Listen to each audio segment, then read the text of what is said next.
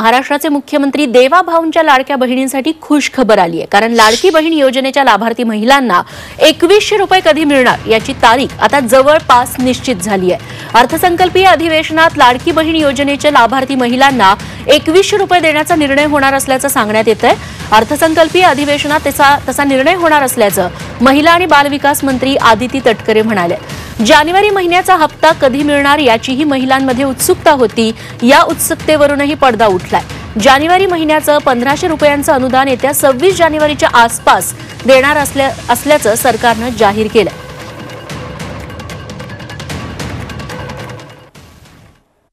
लाडक्या बहिणींचा जो जानेवारी महिन्याचा लाभ आहे हा साधारणपणे 26 जानेवारीच्या आत त्याची वितरणाची सुरुवात होईल आणि 3 ते 4 दिवसाच्या त्या कालावधीमध्ये ज्या महिला लाभार्थी आहेत त्यांच्या खात्यावर तो लाभ जमा होईल।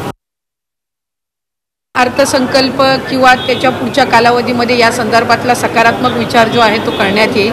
फेस्टो हा ज्या वेळेला एखादी युती किंवा आघाडी करत असते त्यावेळेला निश्चितपणाने त्या जे काही घोषणापत्र असतं त्याला अधीन राहूनच कुठलंही सरकार किंवा युती काम करत असते। आम्ही महायुती जे आहेत ते राज्याचे मुख्यमंत्री देवेंद्रजी फडणवीस साहेब, उपमुख्यमंत्री एकनाथजी शिंदे साहेब आणि अजितदादांच्या नेतृत्वाखाली त्या संदर्भामध्ये काम करत आहोत। जास्तीत जास्त महिलांपर्यंत लाडकी बहीण योजनेचा लाभ हा देणं आणि त्याचबरोबर म्हटल्याप्रमाणे मुख्यमंत्री मोदयांनी सुद्धा त्यांच्या पहिल्या पत्रकार परिषदेमध्ये आम्ही बरोबर त्या सर्व बाबींचं नियोजन करून जे घोषणापत्रकामध्ये आम्ही वचन जे दिलेलं आहे लाडक्या बहिणींना त्यापासून कुठेही दूर न हटता त्यांना वचन दिलेला लाभ जो आहे तो आम्ही व्यवस्थित नियोजन करून त्या पद्धतीने आम्ही त्यांना देणार आहोत।